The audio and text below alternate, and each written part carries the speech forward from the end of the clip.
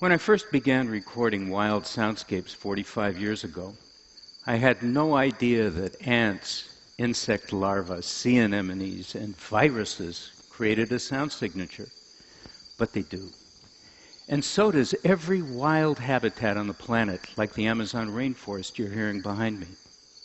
In fact, temperate and tropical rainforests each produce a vibrant animal orchestra, that instantaneous and organized expression of insects, reptiles, amphibians, birds, and mammals. And every soundscape that springs from a wild habitat generates its own unique signature, one that contains incredible amounts of information, and it's some of that information I want to share with you today. The soundscape is made up of three basic sources. The first is the geophony, or the non-biological sounds that occur in any given habitat, like wind in the trees, water in a stream, waves at the ocean shore, movement of the earth. The second of these is the biophony. And the biophony is all of the sound that's generated by organisms in a given habitat at one time and in one place. And the third is all of the sound that we humans generate that's called anthrophony. Some of it is controlled, like music or theater, but most of it is chaotic and incoherent, which some of us refer to as noise. There was a time when I considered wild soundscapes to be a worthless artifact. They were just there, but they had no significance. Well, I was wrong. What I learned from these encounters was that careful listening gives us incredibly valuable tools by which to evaluate the health of a habitat across the entire spectrum of life. When I began recording in the late 60s, the typical methods of recording were limited to the fragmented capture of individual species like birds, mostly in the beginning, but later animals like mammals and amphibians. To me, this was a little like trying to understand the magnificence of Beethoven's Fifth Symphony by abstracting the sound of a single violin player out of the context of the orchestra and hearing just that one part. Fortunately, more and more institutions are implementing the more holistic models that I and a few of my colleagues have introduced to the field of soundscape ecology. When I began recording over 4 decades ago, I could record for 10 hours and capture 1 hour of usable material, good enough for an album or a film soundtrack or a museum installation. Now, because of global warming, resource extraction, and human noise, among many other factors, it can take up to 1,000 hours or more to capture the same thing. Fully 50% of my archive comes from habitats so radically altered that they're either altogether silent or can no longer be heard in any of their original form. The usual methods of evaluating a habitat have been done by visually counting the numbers of species and the numbers of individuals within each species in a given area. However, by comparing data that ties together both density and diversity from what we hear, I'm able to arrive at much more precise fitness outcomes. And I want to show you some examples that typify the possibilities unlocked by diving into this universe.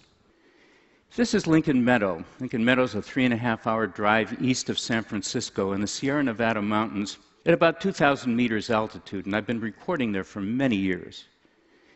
In 1988, a logging company convinced local residents that there'd be absolutely no environmental impact from a new method they were trying called selective logging, taking out a tree here and there rather than clear-cutting a whole area. With permission granted to record both before and after the operation, I set up my gear and captured a large number of dawn choruses to very strict protocol and calibrated recordings because I wanted a really good baseline. And this is an example of a spectrogram. A spectrogram is a graphic illustration of sound with time from left to right across the page, 15 seconds in this case is represented, and frequency from the bottom of the page to the top, lowest to highest. And you can see that the signature of a stream is represented here in the bottom third or half of the page, while birds that were once in that meadow are represented in the signature across the top. There are a lot of them. And here's Lincoln Meadow before selective logging.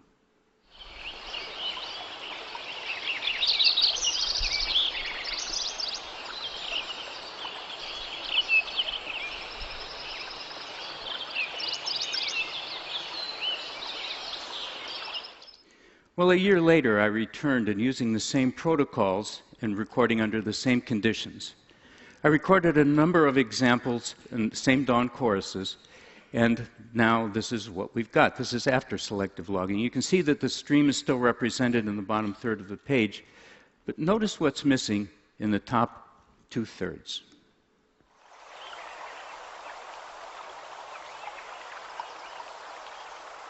And coming up is the sound of a woodpecker.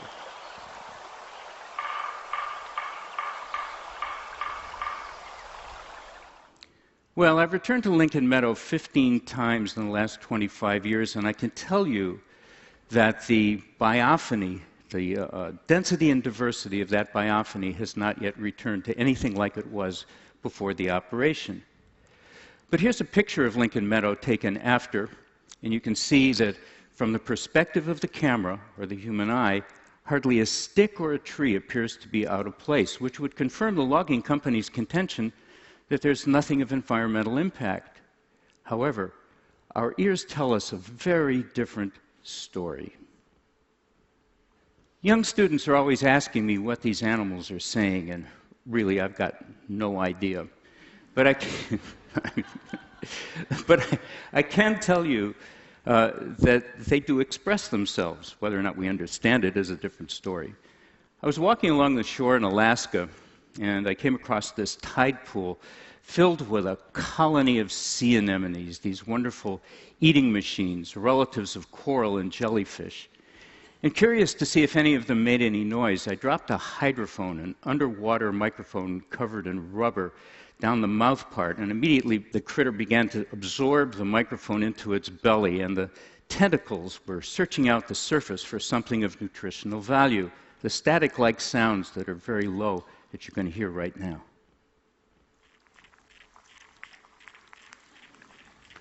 Yeah, but watch. When it didn't find anything to eat, I think that's an expression that can be understood in any language.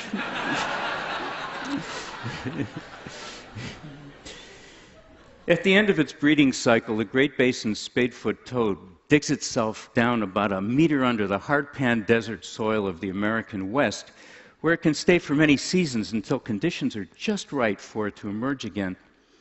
And when there's enough moisture in the soil in the spring, the frogs will dig themselves to the surface and gather around these large vernal pools in great numbers.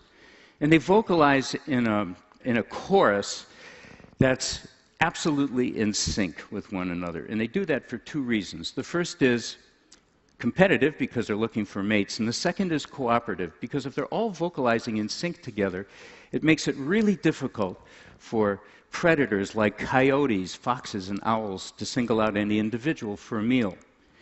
And this is a spectrogram of what the frog chorusing looks like when it's in a very healthy pattern.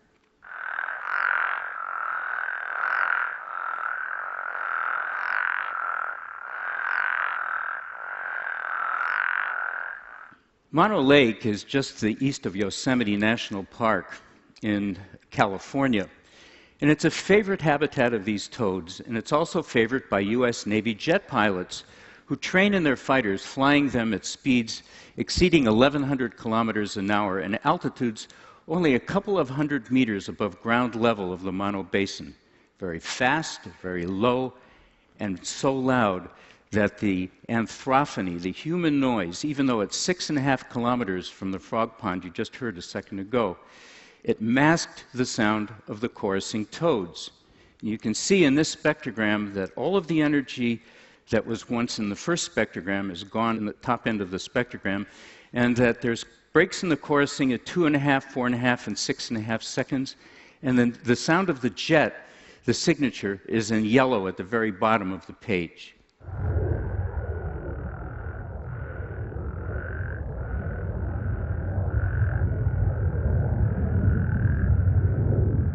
Now, at the end of that flyby, it took the frogs fully 45 minutes to regain their chorusing synchronicity, during which time, and under a full moon, we watched as 2 coyotes and a great horned owl came in to pick off a few of their numbers.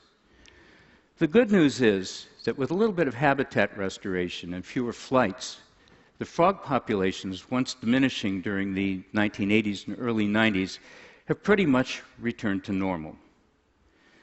I want to end with a story told by a beaver.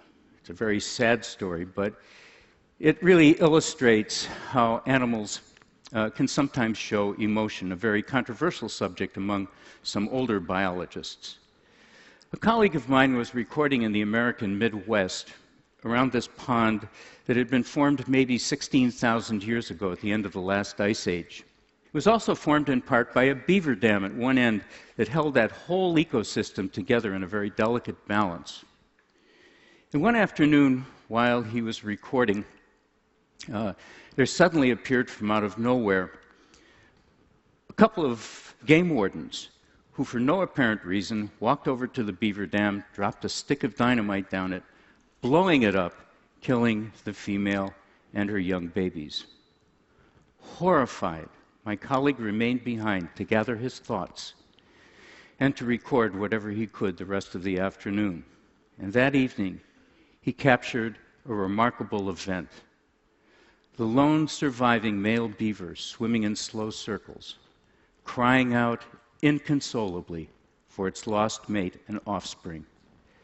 This is probably the saddest sound I've ever heard coming from any organism, human or other.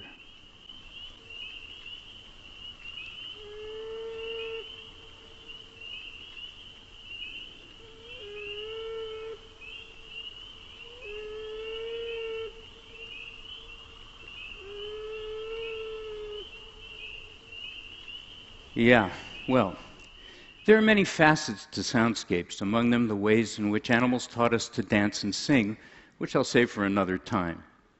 But you have heard how biophonies help clarify our understanding of the natural world.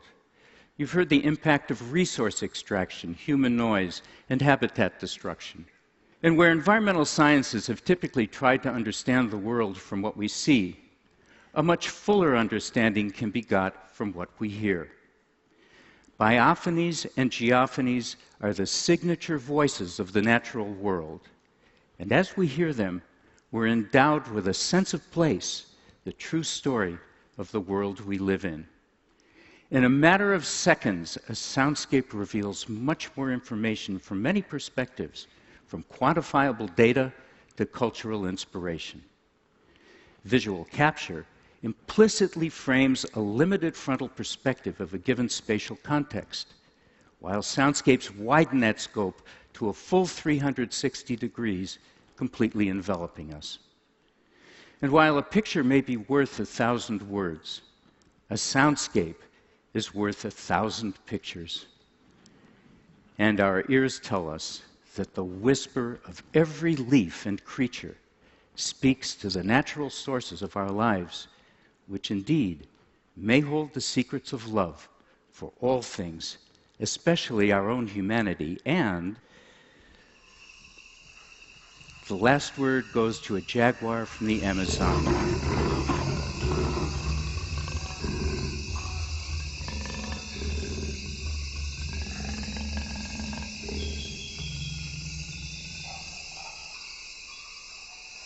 Thank you for listening.